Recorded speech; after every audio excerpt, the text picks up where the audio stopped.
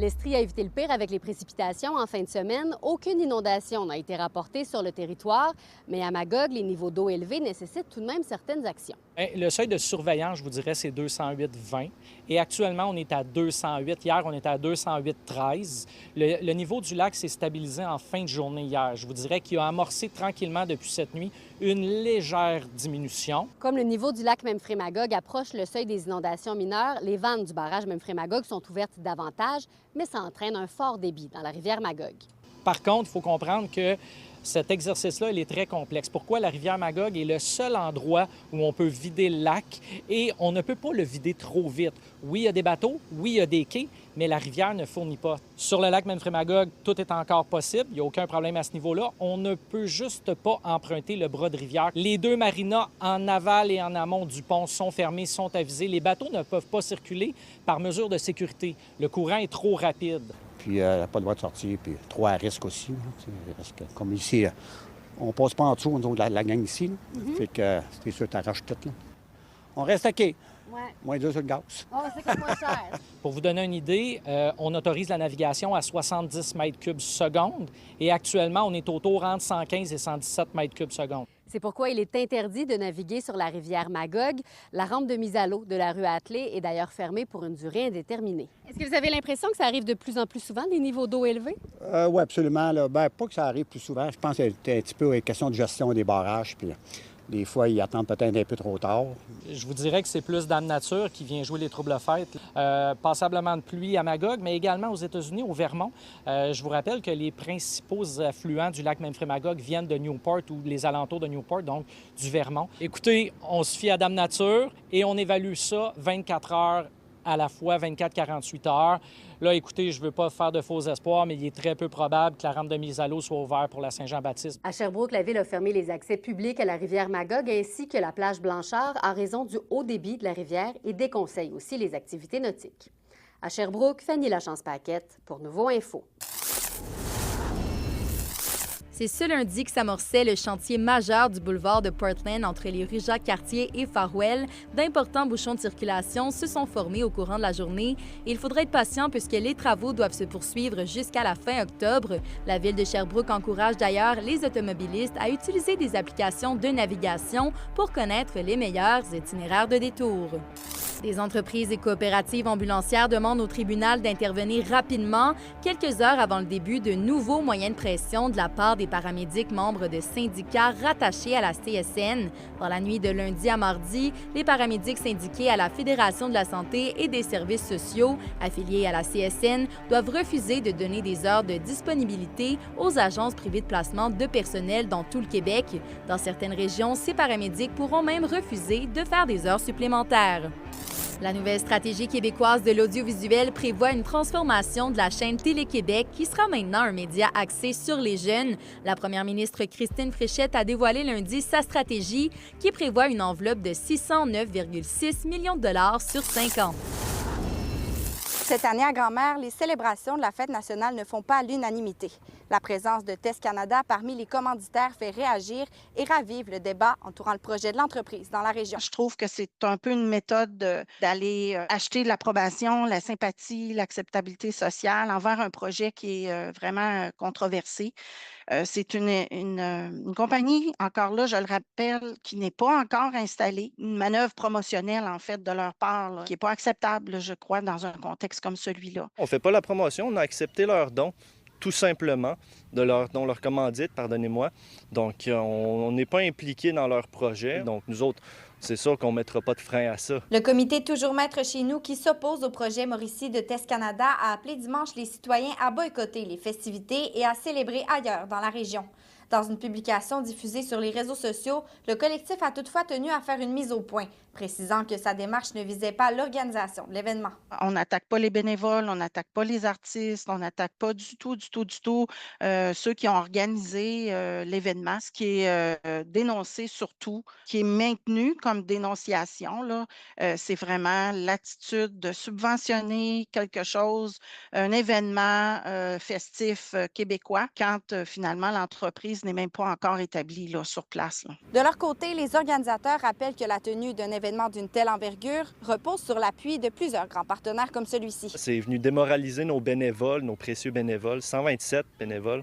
On n'était vraiment pas contents par rapport à la situation, puis tout ça à cause de la commandite de TES Canada. Je peux pas dire le montant expressément, mais n'empêche, c'est un très beau montant qu'on ne peut pas se passer. Donc nous, notre but, c'est vraiment d'organiser une belle Saint-Jean, puis c'est pas de cracher sur les montants qu'on va avoir. Au contraire, on ne voulait pas créer de polémique par rapport à ça, malheureusement. Je comprends personnellement qu'une organisation cherche des subventions, cherche de l'argent. Ça, c'est tout à fait légitime. Ça, je le comprends en tant que personne qui a déjà organisé des événements, mais à quelque part, parfois, il faut savoir choisir avec qui on s'associe. Malgré les critiques, TES Canada dit être fier de commanditer les célébrations. L'entreprise soutient que cette contribution témoigne de son engagement envers la communauté. Autrefois, les commandites, on les recevait des grands centres industriels à Shawinigan, donc vraiment la console qui a fermé en 2014, les autres industries qui étaient vraiment dominantes à Grand-Mère. Puis depuis qu'on a pu ces industries-là, c'est rendu vraiment difficile de chercher le financement nécessaire. Donc c'est là que l'aide de nos bénévoles devient précieux. Donc si on arrive et on démoralise nos bénévoles comme ça, c'est vraiment pas quelque chose d'efficace. Malgré la situation, les organisateurs maintiennent leur programmation. La Fête nationale du Québec aura bel et bien lieu à Grand-Mère comme prévu. À Shawinigan, Coralie Morancy pour Nouveau Info. À quel point aimez-vous les cactus et les plantes succulentes? Attention, si vous avez une grande collection, vous avez peut-être encouragé le commerce illégal de plantes sans même le savoir. Au Québec, les plantes grasses sont très populaires chez les internautes et assez faciles à acheter en ligne. Pourtant, la majorité sont protégées par la Convention sur le commerce international de la flore et de la faune sauvage menacée d'extinction, aussi appelée la CITES.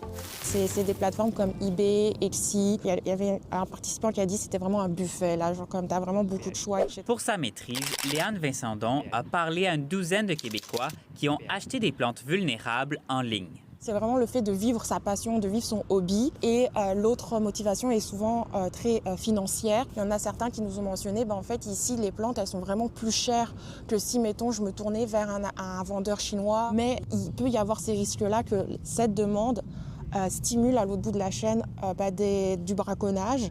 Et ça peut amener effectivement à la disparition de certaines espèces. Bon, on va le tester.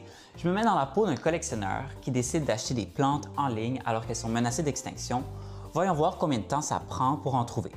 Bon, voici quelques chiffres pour donner l'idée de l'ampleur de la demande pour ces plantes. Il est possible d'en acheter légalement si elles sont cultivées en serre. Juste au Canada, en 2024, on a importé principalement à des fins commerciales plus de 400 000 cactus vivants. Si on ajoute les racines et les graines, ce chiffre monte à 1,7 million. Bon, ça m'aura pris un gros 7 minutes pour trouver des plantes sur eBay et la majorité proviennent d'Asie alors qu'elles poussent principalement en Afrique du Sud ou encore au Mexique. Et c'est là le cœur du problème parce que sur eBay, à aucun moment, les vendeurs ont besoin de montrer les permis nécessaires. En fait, pour le Jardin botanique de Montréal, c'est un enjeu. On ne va pas accepter de plantes sans avoir de papier qui mentionne que la plante où a-t-elle été récoltée. Le jardin accueille parfois des plantes qui ont été interceptées aux douanes et généralement, ce sont des passionnés d'horticulture qui se font pincer. On veut vraiment parfaire notre collection. Ça nous prend juste cette plante-là et j'aurai une collection complète du genre. À ce moment-là, c'est facile de tomber dans le piège de je regarde pas trop, puis je la fais venir, puis bon, ce sera une seule plante. Et à partir de là, bien, s'il y en a une deuxième, bien une troisième, une quatrième, vous n'avez pas le droit de passer avec des plantes si vous n'avez pas les papiers. Point.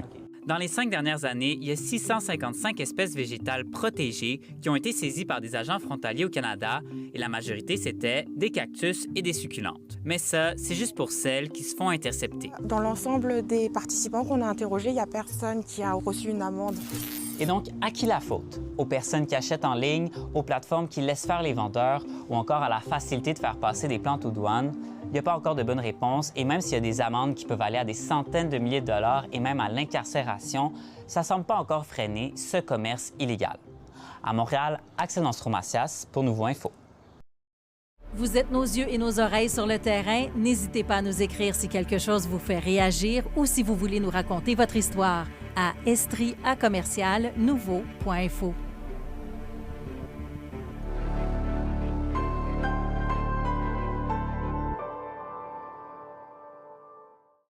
Dans 10, 9, 8, 7, 6, 5, 4, 3, 2, 1. Bienvenue à Nouveau Info. On entend beaucoup parler de la situation actuelle. Ce qui est le fun, c'est qu'on peut aller à la vitesse qu'on veut. On se trouve actuellement au-dessus du lac Saint-Pierre. Le troisième coup, c'est un crochet avec 1. Mais ce qu'on veut par-dessus tout, c'est comment ça peut être bénéfique. On va poursuivre sur le sujet. Ça a été quoi ta première réaction? Ça se peut que ce soit difficile. L'actualité au bout de vos doigts. Parce que plus que jamais, l'actualité divise et que tout le monde a des opinions. Laisse-moi te parler 30 secondes. Je voulais qu'on fasse du nouveau journalisme. On fait du nouveau journalisme. On peut dire qu'on est franchement au cœur de l'action. Nouveau est déployé sur le terrain d'un océan à l'autre avec notre équipe. Sur la route dans le cadre de cette tournée Nouveau Info 2025. Michel, on termine ça ici.